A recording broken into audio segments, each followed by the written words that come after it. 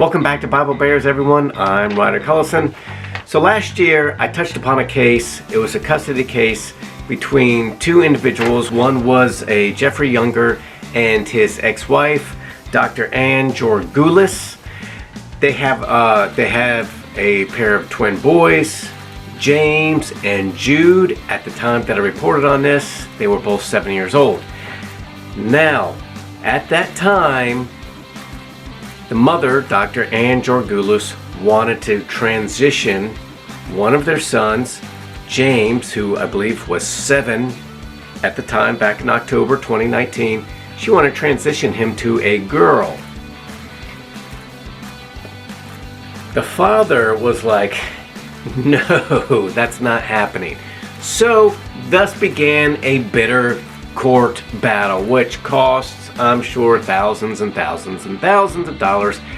And so finally, in October, the judge ruled that both parents got joint decision-making authority when it came to the children. And if they cannot decide on it, then a court-appointed representative, guardian, however you want to say it, would be the deciding tiebreaker.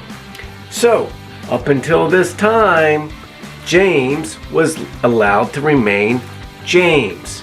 Now, this week, a judge named Dr. Mary Brown, this is in Texas, basically overturned that ruling.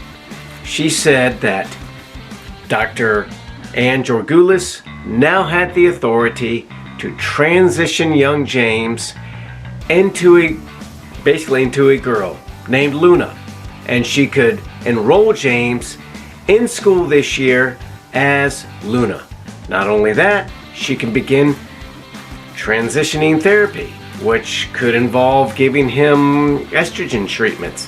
Additionally, he and his brother are to be taken to counseling sessions, which cost $5,000, which the dad, Jeffrey, must pay for. Now, he obviously does not want to pay $5,000 for therapy sessions to transition his son into a girl when he doesn't want to transition his son into a girl. So not only did he lose that battle, he now has to pay to transition his son into a girl. Not just a retainer fee, which I believe is something like $10,000. He has to pay these for these counseling sessions. $5,000. Unbelievable. To transition his little boy into a girl named Luna. Now, his son is indeed 8 years old at this time. There's so many things going on here. One, the judge basically just took away any right or say in the matter that the father has in favor of the mother. Two, the child is only 8 years old. They don't know what's going on at 8. You can't make a decision for a child at this age. The mother is putting the child in dresses, calling him by a girl's name. I don't know what his disposition is. I don't know if she looks at the child, and this woman is a doctor, so she has some sense of intelligence. I don't know if she looks at her son and says, well, I think he is effeminate, or he seems to have certain traits that I think indicate that he might be homosexual one day, so I'm just going to transition him to a girl now at the age of 8, which is a huge mistake. How can anybody do that to an 8-year-old child? Now, I was watching recently, I don't know if you're all familiar with Dave Rubin, the Rubin Report. He had on a doctor, Dr. Deborah So. Dr. Deborah So has a PhD in sexual neuroscience research. So she has spent a lot of time researching transgender issues, especially when it comes to children. And she said that shows that there's scientific research that shows that kids should wait until puberty to make such decisions that this Dr. Ann Georgulas is making for her 8-year-old son. So at puberty, generally the kids either outgrow this feeling of wanting to change genders, or they become gay later in life. But the point is, they feel more comfortable in their skin. You're making a decision, a huge life-altering decision for an 8-year-old child. Why don't you just get him a tattoo now? Would you do that? Obviously not. There's a reason why we let children turn into adults before they make such life-altering decisions. I don't know what the judge is thinking here. I don't know why she just totally disregarded the father saying the matter. Oh, and get this. James and Jude were conceived through in vitro fertilization, but the egg that was fertilized did not belong to Dr. Ann Georgulas. Another woman donated that egg. So technically, Dr. Ann Georgulas is not the biological mother. Now, I don't think that's a big deal. She's been those kids' mother from the start. She is their mother.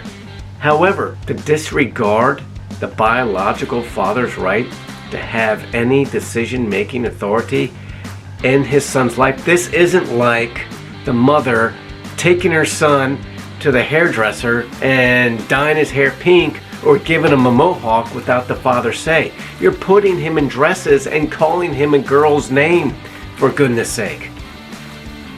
This is not what God wants, is it? Obviously not. Now, this is costing Jeffrey Younger tens of thousands of dollars, and there's a huge campaign going on starting last year, probably before that, because this custody battle has gone on for a long time. There is a campaign called Save James. I'll put a link in the information section below. Jeffrey Younger obviously is trying to do all he can to save his son and get this ruling overturned. Now, what's interesting is this week there was supposed to be an evidentiary hearing before this judge, Mary Brown, made her decision. But the hearing didn't take place, and the judge made the ruling anyway. So there will be another hearing in September. So let's hope and let's pray that the judge, and I don't know if it's going to be the same judge, overturns the ruling then, and at least lets the father have some say in this case. Okay? So, as I mentioned, there will be a link below.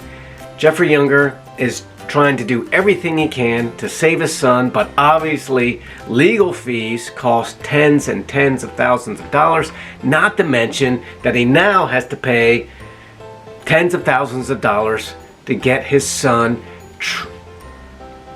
take his son to therapy sessions so his son can transition into a girl, which is not even what the father wants.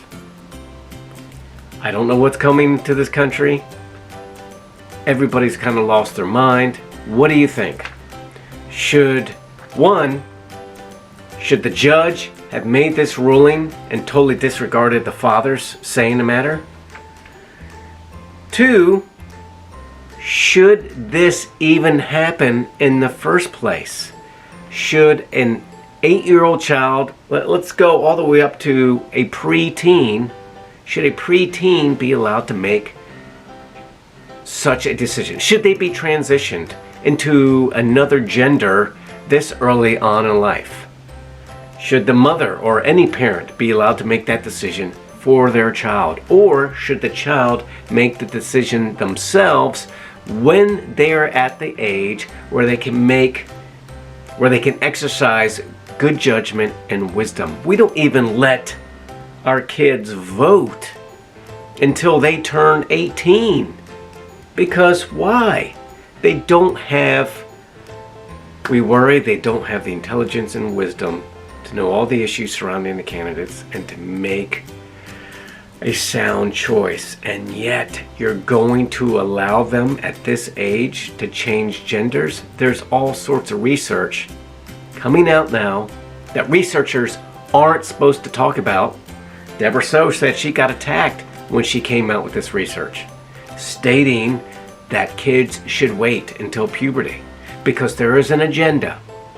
There is an agenda, and if you speak out against the agenda, if you take any viewpoint that's slightly conservative, slightly Christian, you're going to be mobbed.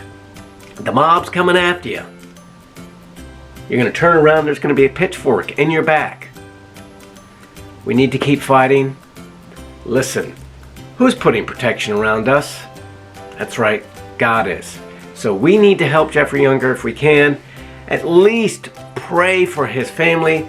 Pray for all those parents out there who are making bad decisions with their children just because it's a fad. Okay? This isn't like getting a little temporary Cracker Jack tattoo. This is something major. And your kid is going to come back one day after they realize that you totally screwed up their life, and they are going to hate you. And you're going to sit there crying, thinking, I thought it was in your best interest. No, it is not in your best interest to transition your child to a totally different gender when they're 7 or 8 years old. It's maniacal. So what do you think? Leave your comments below. I love to hear from them. Maybe I'm a total idiot. Maybe I'm way off base.